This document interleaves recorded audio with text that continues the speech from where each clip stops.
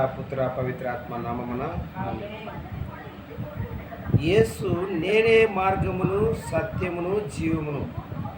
యోహాను సువార్త 14వ అధ్యాయము 6వ వచనం. యేసు నేనే మార్గమును సత్యమును జీవమును, నా దారనే తప్ప ఎవడును తండ్రి యొద్దకు చేరడు.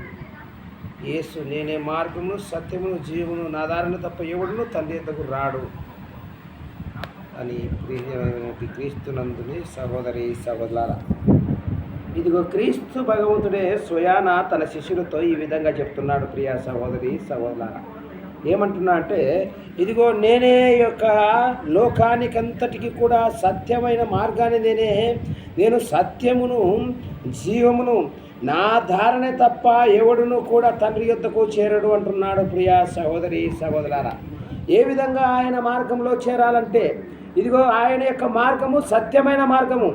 ఇదిగో సత్యమైన మార్గంలో, జీవము గల మార్గంలో మనము పయనించాలని ఆ ప్రభు మనల్ని కోరుకుంటున్నాడు. ఏ విధంగా మనం ఈ లోకానుసారంగా జీవిస్తున్నామా, లేక క్రీస్తు మార్గములో మనము జీవిస్తున్నామా? మన యొక్క హృదయాలను మనం పరీక్షించుకోవాలి. యేసువా వందనం, యేసువా స్తోత్రం, హల్లెలూయా. ఆయన యొక్క మార్గాన నువ్వు నడుస్తున్నావా, లేక ఈ యొక్క లోకానుసారంగా జీవిస్తున్నావా?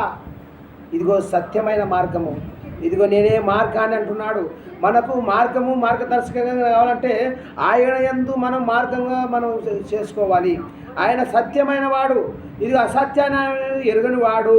ఇదిగో జీవము కలిగి ఉన్నాము ఆయన యందు మనం నివసిస్తున్నప్పుడు. మనము మన యొక్క ఆత్మకు జీవము ఉంటుంది అని క్రీస్తు ప్రభు చెప్తున్నాడు. ప్రియ సహోదరి సహోదరులారా, నా దారనే తప్ప ఎవడును కూడా తండ్రి యొద్దకు రాలేడు అంటున్నాడు. ఇది ఆ యొక్క పరలోకం యొద్దకు చేరలేడు అంటున్నాడు. ఆయనను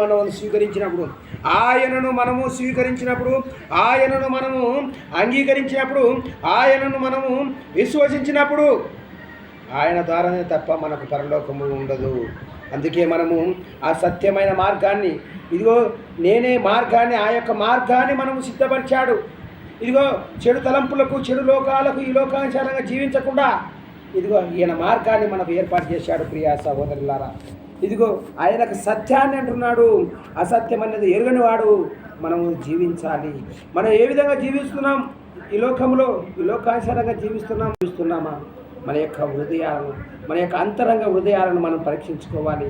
ఈ లోకంలో క్రైస్తవునిగా జీవిస్తున్నావేమో, ఒక యవన బిడ్డగా జీవిస్తున్నావేమో, యవనస్తుల్లో యవనుడా నా కాడి మోయమంటున్నాడు.